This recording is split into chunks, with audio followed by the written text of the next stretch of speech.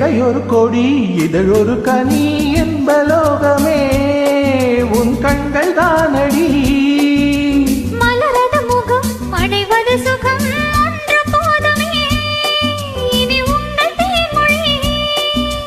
நான் தேடினேன் பூந்தோட்டமே வந்தது, நான் கேட்டது அருகே நின்றது. இனிமேல் பறக்கட்டும் பறவைகள் இரண்டும். பேரச் சொல்லவா அது நியாயமாகுமா? பாப்பா பாப்பா பா பா பா பா பா பா பா.